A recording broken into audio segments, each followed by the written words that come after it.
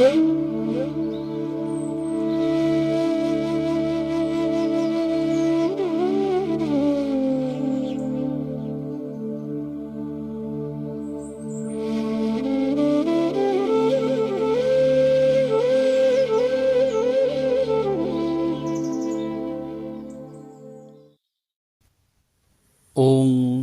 स्थापकाय च धर्मस्य सर्वधर्मस्वरूपिणे अवतारवरिष्ठाय रामकृष्णाय ते नमः। अज्ञानतिमिरान्धस्य ज्ञानाञ्जनशलाकया चक्षुरुन्मीलितं येन तस्मै শ্রীগুরবে নমঃ। নমস্কার। শ্রী শ্রী ঠাকুর, শ্রী শ্রী মা এবং স্বামীজি মহারাজের চরণে ভুলুণ্ঠিত প্রণাম নিবেদন করি। প্রাণারাম বাংলা ইউটিউব চ্যানেলের মাধ্যমে সম্প্রচারিত সৎকথায় প্রতিদিনের মনন এই ধারাবাহিক অনুধ্যানে আপনাদের সকলকে যথাযোগ্য স্থানে প্রণাম এবং শ্রদ্ধা নিবেদন করছি। প্রাণারাম বাংলা ইউটিউব চ্যানেলের এবং বরানগর মাতৃস্মৃতি মন্দিরের যৌথ উদ্যোগে আগামী 17ই ডিসেম্বর বরানগর রবীন্দ্র ভবনে একটি মহতী ভক্ত সম্মেলনের আয়োজন করা হয়েছে। উক্ত ভক্ত সম্মেলনে প্রবেশপত্র সংগ্রহের জন্য আপনারা প্রাণারাম বাংলা ইউটিউব চ্যানেলের সাথে সংযোগ বা যুক্ত থাকার চেষ্টা করবেন।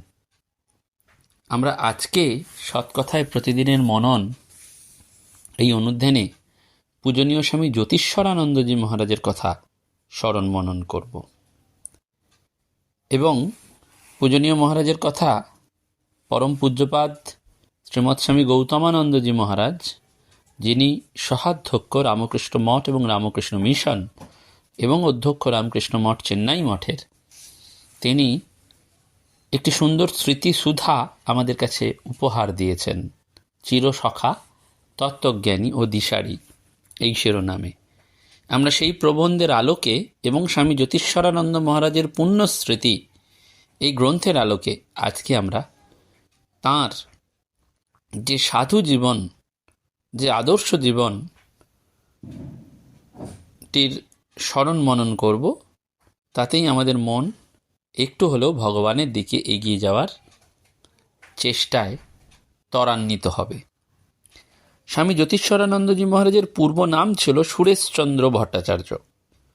তার পিতা ঈশানচন্দ্র ছিলেন একটা সরকারি বিদ্যালয়ের শিক্ষক এবং ধর্মনিষ্ঠ ব্রাহ্মণ। মা বিধুমুখী দেবী ছিলেন কোমল স্বভাবা এবং ভক্তিমুক্তি। 1889 খ্রিস্টাব্দের 16 জানুয়ারি বুধবার পূর্ববঙ্গের পাবনা জেলার নন্দনপুর গ্রামে মাতুলালয়ে সুরেশচন্দ্র জন্মগ্রহণ করেন। পরবর্তীকালে তিনি রাজশাহী, কোচবিহার এবং কলকাতার বঙ্গবাসী কলেজে পড়াশোনা করেন। প্রেসিডেন্সি কলেজ থেকে কৃতিত্বের সঙ্গে বিএ পরীক্ষায় উত্তীর্ণ হন এবং সংস্কৃত ভাষা ও সাহিত্যে তার বিশেষ প্রীতি এবং অধিকার ছিল এবং এই বিষয়ে কৃতিত্বের জন্য, অর্থাৎ সংস্কৃত ভাষা এবং সাহিত্যে কৃতিত্বের জন্য তিনি কলকাতা বিশ্ববিদ্যালয় থেকে স্বর্ণপদক লাভ করেন এবং তারপর শুরু করেছিলেন স্নাতকোত্তর স্তরে পাঠগ্রহণ। কিন্তু বৈরাগ্যের প্রবল প্রেরণায় তার পাঠে উন্নতি বা উপাধি লাভের কোনো আগ্রহ ছিল না। তিনি স্বভাবতই এই ঠাকুরের চরণে নিজের জীবনকে নিবেদিত করেন। ভগবান শ্রী রামকৃষ্ণ পরমহংসদেবের ত্যাগী সন্তানদের দিব্য সংস্পর্শে এসে এই সুরেশচন্দ্র ভট্টাচার্যের মনে ঈশ্বর লাভের আকাঙ্ক্ষা তীব্র হতে থাকে। তিনি তার মাকে জানিয়েছিলেন যে এই উদ্দেশ্যে তিনি রামকৃষ্ণ মঠে যোগদান করবেন বলে মনস্থ করেছেন। যদি সেখানে মনস্কামনা পূর্ণ না হয় তাহলে তিনি অবশ্যই ঘরে ফিরে গিয়ে পিতামাতার অভিপ্রায় মতো সংসার করবেন। বিধাতার কৃপায় সুরেশচন্দ্রের শুভ সংকল্প সর্বতভাবে চরিতার্থ হয়েছিল। 1911 খ্রিস্টাব্দে এপ্রিল মাসে স্বামী ব্রহ্মানন্দের কাছ থেকে তিনি মন্ত্র দীক্ষা লাভ করেন এবং ওই বছরের অক্টোবর মাসের 22 বছর বয়সে তিনি পুরীতে পূজনীয় মহারাজের কাছে আসেন এবং সঙ্গে যোগদান করেন এবং রাজা মহারাজ স্বামী জ্যোতিষ্বরানন্দজি মহারাজকে স্বামী সর্বানন্দের সঙ্গে মাদ্রাজে যেতে আদেশ করেন। আপনারা প্রত্যেকেই জানেন যে স্বামী সর্বানন্দজি মহারাজ রামকৃষ্ণ মঠ এবং মিশনের সেই প্রথম দীক্ষার সহসংঘাধ্যক্ষ ছিলেন কিন্তু নারীদের জন্য, মেয়েদের জন্য কাজ করবেন বলে, বিশেষ করে পিছিয়ে পড়া মানুষের মেয়েদের জন্য কাজ করবেন বলে তিনি সঙ্গ ত্যাগ করেছিলেন এবং ঝাড়গ্রামে তিনি শ্রীরামকৃষ্ণ সারদাপীঠ কন্যা গুরুকুল প্রতিষ্ঠা করেন। আজও সগৌরবে ৭৫ বছর অতিক্রান্ত হয়ে গিয়েও সেই আশ্রম, তপবন সদৃশ্য আশ্রম, মায়েদের জন্য কাজ করছেন। সন্ন্যাসিনী মায়েরা সেখানে রয়েছেন। আপনারা যদি কোনোদিন ঝাড়গ্রামে সেই আদিবাসী মানুষদের সেবায় নিজেকে উৎসর্গীকৃত করেন তাহলে দেখবেন সে এক পরম আনন্দের কথা। এই সূত্র ধরে বলে রাখি যে এই যে দুর্গাপুজোয় আমরা যে মহতী সেবা, পূজা, অর্ঘ্য নিবেদন করলাম, তার একটি বড় অংশ, প্রায় ১২২ জনের মতন মানুষের কাছে ঝাড়গ্রামের আদিবাসী ছেলে মেয়েদের নতুন বস্ত্র দেওয়া হয়েছে, জামা কাপড়, এবং তাদেরকে আমরা মায়েদেরকে নববস্ত্র অর্থাৎ শাড়ি, ধুতি ইত্যাদি প্রদান করা হয়েছে। এবং আসন্ন নভেম্বর মাসের শেষের দিকে আমরা আবার ঝাড়গ্রামে যাব। ওইখানে শীতবস্ত্রের প্রভূত দরকার। সেই আদিবাসী মায়েদের হাতে আমরা শীতবস্ত্র তুলে দেওয়ার চেষ্টা করব। অবশ্যই আপনাদের আশীর্বাদ এবং সহযোগিতা সঙ্গে থাকলে সেটি বিরাট আকারেই করা সম্ভব হয়, নইলে ক্ষুদ্র প্রচেষ্টায় ক্ষুদ্রভাবেই সেটি নিবেদিত হবে। সেই সর্বানন্দের কথা রাজা মহারাজের মানসপুত্র রাজা মহারাজ তাঁর মন্ত্র দীক্ষাপ্রাপ্ত সুরেশচন্দ্র, অর্থাৎ পরবর্তীকালে যিনি স্বামী জ্যোতিষ্বরানন্দজি হবেন, তাকে কিন্তু সর্বানন্দজির সঙ্গে মাদ্রাজে যেতে আদেশ করলেন এবং যাত্রার পূর্বে তিনি উপদেশ প্রার্থনা করলে রাজা মহারাজ গম্ভীরভাবে বলেছিলেন, স্ট্রাগল স্ট্রাগল স্ট্রাগল। সুরেশচন্দ্রের জীবনে যেন এই কথাটি মূল মন্ত্র হয়ে গিয়েছিল এবং মাদ্রাজে সঙ্ঘজীবনের প্রথম ৫ বছর তার অতিবাহিত হয়। স্বামী সর্বানন্দের দৃষ্টি সেদিকে ছিল যাতে তিনি ধ্যান জপের সুযোগ পান। সেই জন্য সুরেশচন্দ্রকে তিনি বারবার সেই ব্যাপারে উপদেশ দিতেন। ১৯১৭ সালে পূজ্যপাদ মহারাজ মাদ্রাজে অবস্থানকালে সুরেশচন্দ্রকে সন্ন্যাস দান করেন। এই সময় জ্যোতিষ্বরানন্দজি লিখেছিলেন যে সন্ন্যাসের দিনে শ্রী মহারাজ অর্থাৎ রাজা মহারাজ এক অপূর্ব আধ্যাত্মিকভাবে ভাইব্রেট করছেন অনুভব করলাম। হোম প্রভৃতি হওয়ার পর যখন তাকে প্রণাম করলাম তখন তিনি মাথায় হাত দিয়ে আমার ভেতরে একটা বিরাট সত্তার বোধ এনে দেন। সেই সময় রাজা মহারাজ জ্যোতিষ্বরানন্দজিকে লক্ষ্য করে বলেছিলেন, তোরা সাধন কি করবি? দ্বারে দ্বারে গিয়ে ভগবানের নাম শোনা, এটি মহাসাধন। অর্থাৎ রাজা মহারাজই যেন আমাদেরকে প্রেরণাটা দিচ্ছেন। আমরা যখন সৎকথায় প্রতিদিনের মনন এই দীর্ঘ ২০০ দিন অতিক্রম করেছে, তার আগে সৎকথায় প্রতিদিনের প্রার্থনা প্রায় ১০০১তম পর্ব অতিক্রম করেছে, তখন কেউ কেউ বিরূপ সমালোচক বলেছেন হয়তো যে প্রতিদিন সকালবেলায় কি এক ঘ্যান ঘ্যান করছে, ইউটিউব দেউলতে সব সময় ঈশ্বরের কচকচানি চলছে। কেউ কেউ বিরুদ্ধ সমালোচক করেছেন। তখন আমাদেরও তো কখনো হতাশা আসে। তখন দেখুন রাজা মহারাজের এই কথা আমাদের প্রেরণা জাগায় যে আমরা সত্যিই গৃহস্থ মানুষ, সংসারী মানুষ, আমরা আর কি সাধন ভজন করব। সেজন্য বলছেন তোরা সাধন কি করবি, তাও সেটা আমাদের জন্য নয়। রাজা মহারাজ কাকে বলছেন না সুরেশচন্দ্র ভট্টাচার্যকেই বলছেন, জ্যোতিষ্বরানন্দজিকে বলছেন, যিনি পরবর্তীকালে সহসংঘাধ্যক্ষ হবেন। তাকে বলছেন তোরা সাধন কি করবি, দাঁড়ে দাঁড়ে গিয়ে ভগবানের নাম শোনা, এইটি মহাসাধন। সত্যিই তো আজকে এই যে প্রতিদিন সকালবেলায় হচ্ছে, এ যেন প্রত্যেকটি বাড়িতে যারা যারা শুনছেন সে তো দাঁড়ে দাঁড়ে ভগবানের কথাই শুনছেন। তো সেইভাবে রাজা মহারাজ সুরেশচন্দ্রের মধ্যে এক নতুন প্রেরণা এনে দিলেন। স্বামী জ্যোতিষ্বরানন্দজি মহারাজ কাশীতে ১৯২১ সালে পূজনীয় রাজা মহারাজকে শেষ দর্শন করেন। পরম পূজ্যপাদ শ্রীমৎ স্বামী গৌতমানন্দজি মহারাজ তিনি তাঁর স্মৃতিসুধায় লিখছেন, প্রায় ৬০ বছর আগেকার কথা। সেই ব্যাঙ্গালোর আশ্রমে তখন পূজনীয় জ্যোতিষ্বরানন্দজি মহারাজের নাম এবং ব্যাঙ্গালোর আশ্রম যেন এক সমার্থক হয়ে উঠেছিল। ১৯৫১ সালে পরম পূজ্যপাদ শ্রীমৎ স্বামী গৌতমানন্দজি মহারাজের প্রথম ব্যাঙ্গালোর আশ্রমে যাওয়ার সৌভাগ্য হয়। তখন তিনি সদ্য কলেজ থেকে গ্র্যাজুয়েট হয়েছেন এবং সেটা ছিল শ্রীকৃষ্ণ জন্মাষ্টমীর সন্ধ্যা। সেইখানে ঢুকে তিনি দেখলেন যে স্বামী ত্যাগীশানন্দজি মহারাজ শ্রীকৃষ্ণের কথা আলোচনা করছেন এবং তার পরবর্তী বক্তা স্বামী জ্যোতিষ্বরানন্দজি মহারাজ। এবং পূজনীয় মহারাজ যেভাবে জ্যোতিষ্বরানন্দজি মহারাজের বর্ণনা দিয়েছেন তাতে তিনি গৌড় কান্তি, খর্বকায়, বলিষ্ঠ এবং পরিষ্কারভাবে কামানো মুখমণ্ডল। পরবর্তীকালে স্বামী জ্যোতিষ্বরানন্দজি মহারাজের সান্নিধ্যে তিনি আসেন এবং ঐশ্বরিক উপলব্ধিতে উপলব্ধিবান হয়েছিলেন।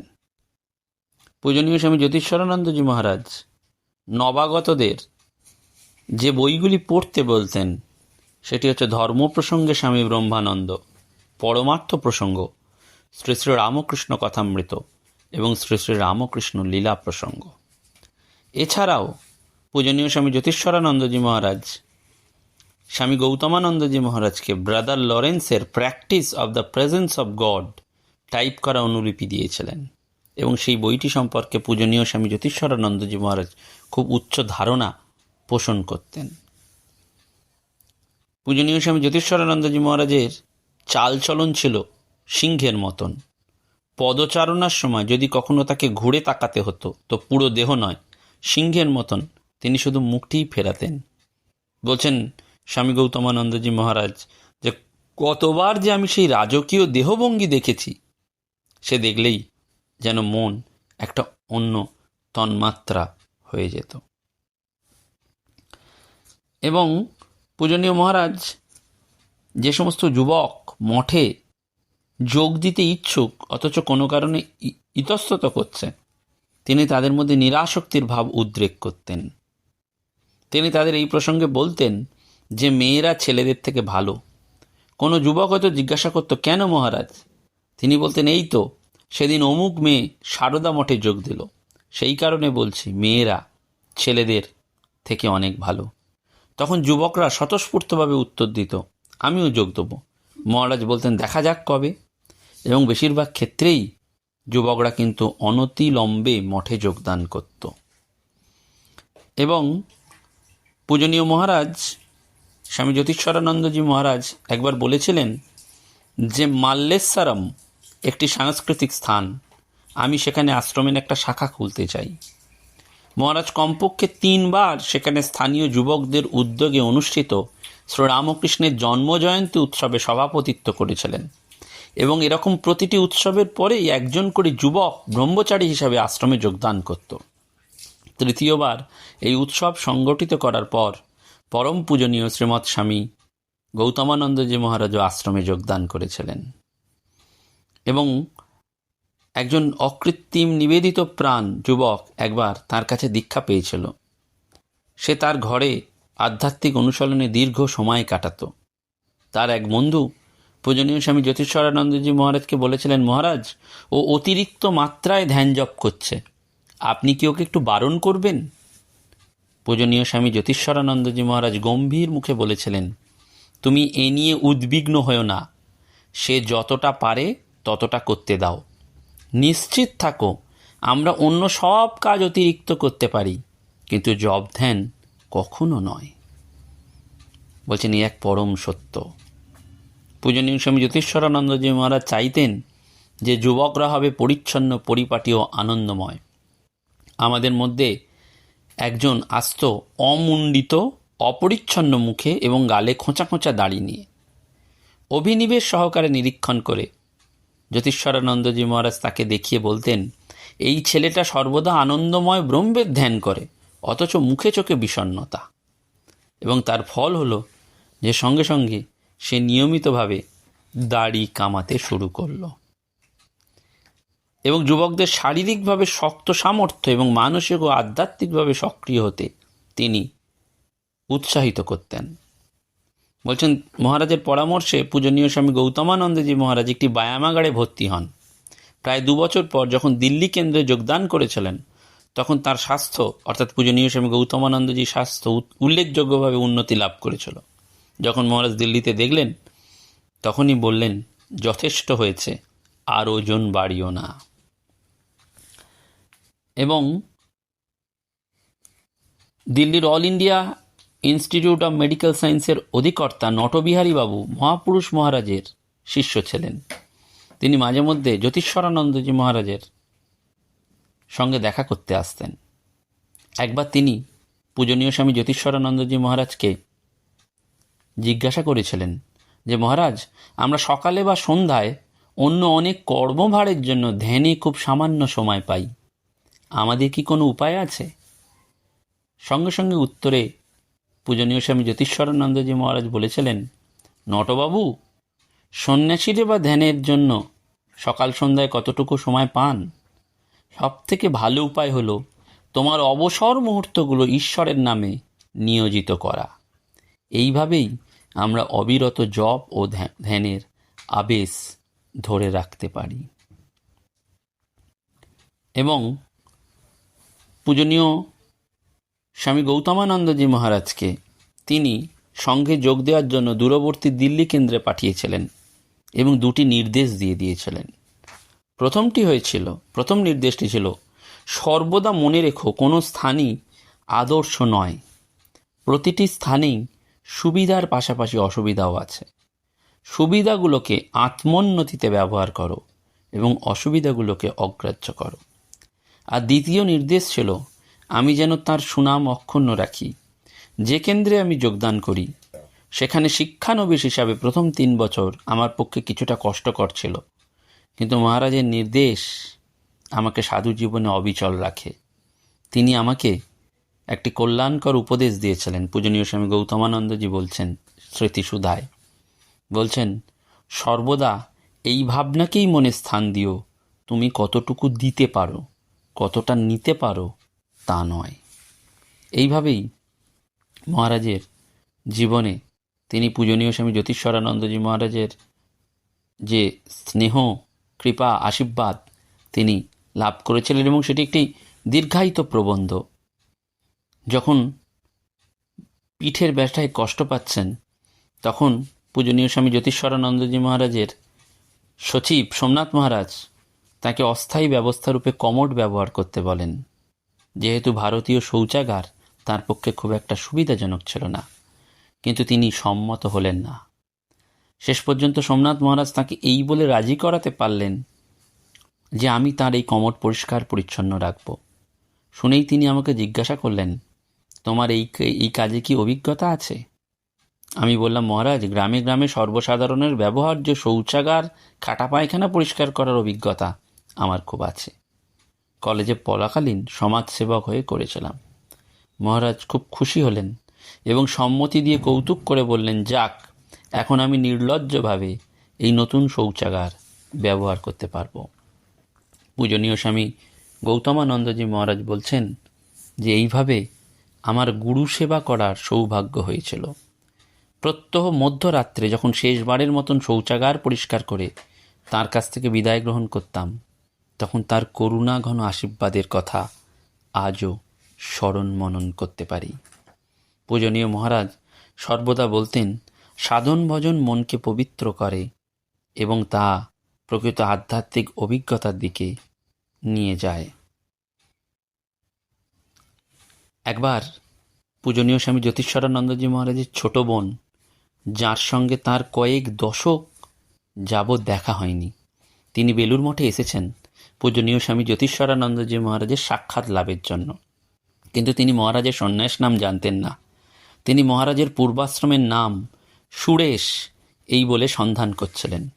কেউই সেই নাম বুঝতে পারছিলেন না। শেষে মহারাজের সেই ছোট বোন শ্রীরামকৃষ্ণের মন্দিরে গিয়ে প্রার্থনা করলেন, ঠাকুর, দয়া করে আমার দাদাকে দেখিয়ে দাও। আর ঠিক তখনই পরম পূজ্যপাদ স্বামী জ্যোতিষ্বরানন্দজি মহারাজ মন্দিরে ঠাকুরকে পাতক প্রণামের জন্য এসেছিলেন। মহারাজ দেখলেন তার বোন বাইরে দাঁড়িয়ে আছেন। তিনি বেরিয়ে এসে তাকে প্রীতি সম্ভাষণ করলেন।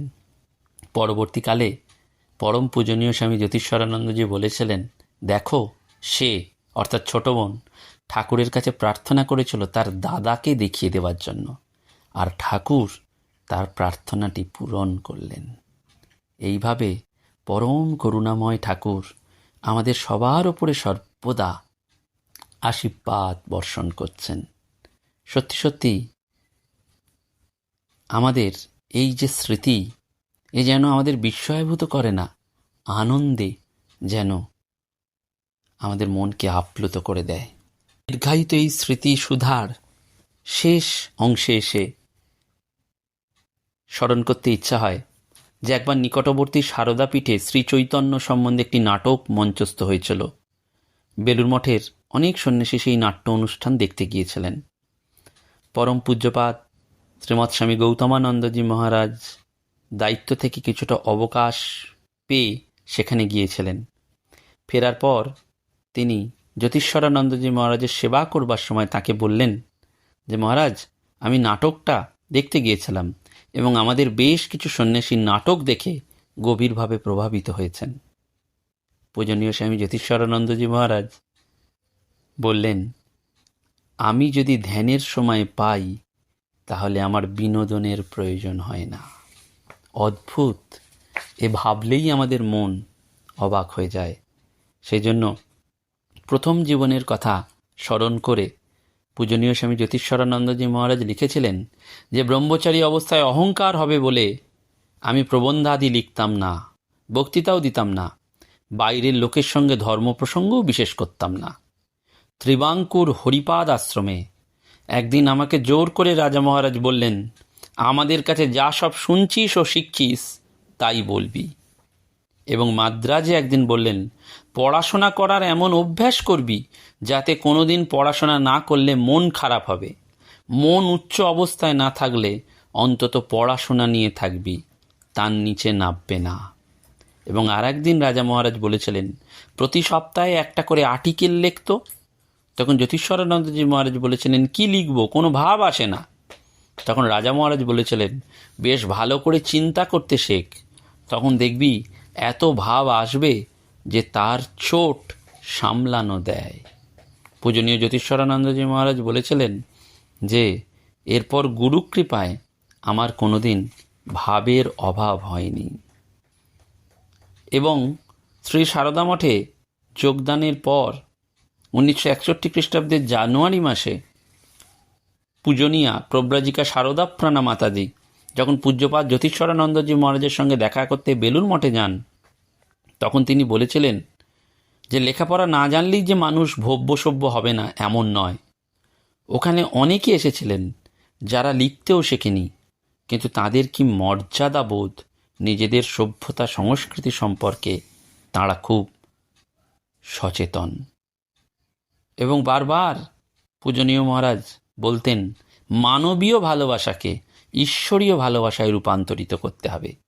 একটা চিঠিতে লিখেছিলেন যে, ধ্যান জপের পর সেই নিত্যশুদ্ধ বুদ্ধ পরমাত্মাকে নিজের অন্তরে, নিজের গুরু ঠাকুর ও মার মধ্যে এবং যারাই তোমার সান্নিধ্যে আসে সকলের মধ্যে দেখার অভ্যাস করবে।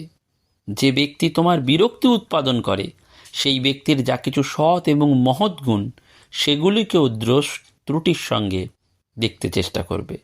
তুমি দেখে অবাক হবে যে মন্দের চেয়ে ভালো এবং সদ্গুণের প্রভাবই বেশি। তখন মানুষের দোষ না খুঁজে তার সদ্গুণের জন্য তার প্রতি শ্রদ্ধা জাগবে। এবং শ্রী সারদা মঠ থেকে পূজ্যপাদ মহারাজের সঙ্গে দেখা করতে যারা সেদিন গিয়েছিলেন তারা মহারাজের শরীরের কুশল প্রশ্ন করেছিলেন। মহারাজ তখন বলেছিলেন যে, শেষবার দীক্ষার পর থেকে শরীর তেমন ভালো নেই, অবসন্ন লাগছে। এবং সেই সঙ্গে একটা প্রসিদ্ধ গানের কথা উল্লেখ করেছিলেন, যার মর্মার্থ, আমরা তোমার হাতের পুতুল, তোমার ইচ্ছাতেই আমাদের শোয়া বসা দাঁড়ানো সব কিছু। অধ্যাত্ম জীবনে ব্রতী যে কোনো আশ্রমিকের পক্ষে মহারাজ বারবার বলতেন 5টি জিনিস।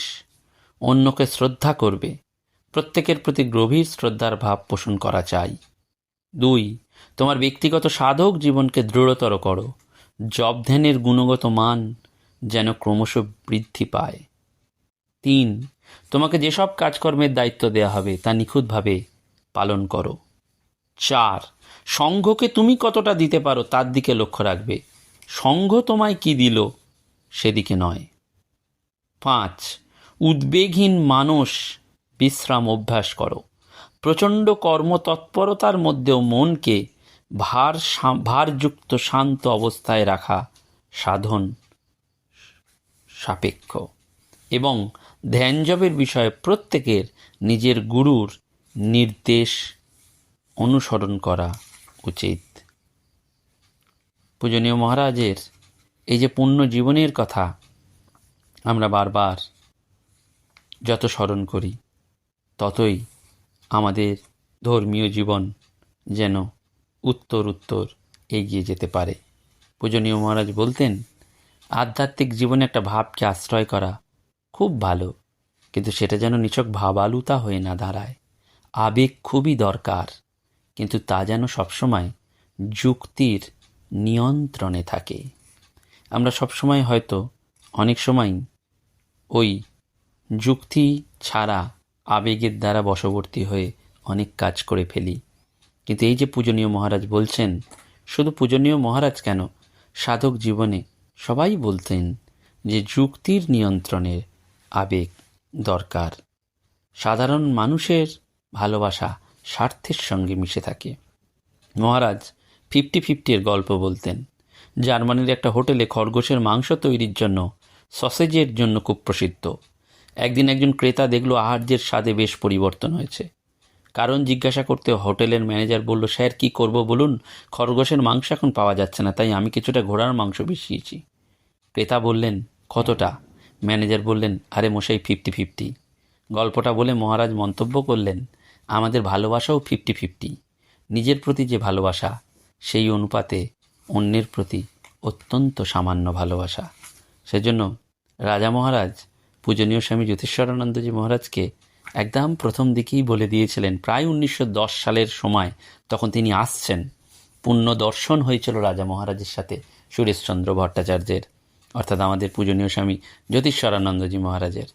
সেখানে রাজা মহারাজ বলেছিলেন, দেখো, দেহ মন যদি জাগতিক উদ্দেশ্যে নিবেদন করো তাহলে জগৎ সব ধ্বংস করে দেবে, কিন্তু যদি ঈশ্বরের উদ্দেশ্যে নিবেদন করো তাহলে দেহ মন সুস্থ থাকবে।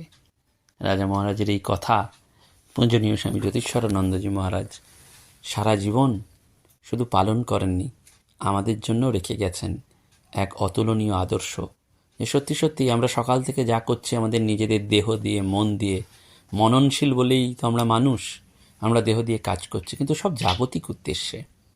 কিন্তু এটাকেই মোড় ফেরানোর কথা ঠাকুর বলেছেন, যদি আমরা ভগবানের দিকে দিই তাহলে সবসময় সুস্থ থাকব, আদর্শবান থাকব, আর যদি জগতের উদ্দেশ্যে দিই তাহলে জগৎ সব ধ্বংস করে দেবে। সেই জন্য দেখবেন আমরা জগতের জন্য আঁকড়ে রাখার কাজ করি, আঁকড়ে ধরতে চাই, কিন্তু আমাদের পিতা, মাতা, স্ত্রী, পুত্র, পরিবার, কন্যা কেউ থাকে না। আলটিমেটলি জগৎ সব ধ্বংস করে দেয়, কারণ অনিত্যতা এই জগতের বৈশিষ্ট্য। আর যদি ঈশ্বরের দিকে দিই তাহলে সেটা নিত্য, সেটার কোনো ধ্বংস নেই। আমরা এই বোধে যেন বোধিত হই। আমরা আজকে পরম পূজনীয় রাজা মহারাজের চরণে প্রণাম নিবেদন করে পরম পূজনীয় স্বামী জ্যোতিষ্বরানন্দজি মহারাজ এবং পূজ্যপাদ স্বামী গৌতমানন্দজি মহারাজের চরণে ভুলণ্ঠিত প্রণাম নিবেদন করলাম। নমস্কার, ধন্যবাদ। প্রাণারাম প্রাণারাম প্রাণারাম প্রাণারাম প্রাণারাম প্রাণারাম, কি যেন লুকানো নামে তাই মিষ্ট এত তব নাম। প্রাণারাম প্রাণারাম প্রাণারাম প্রাণারাম প্রাণারাম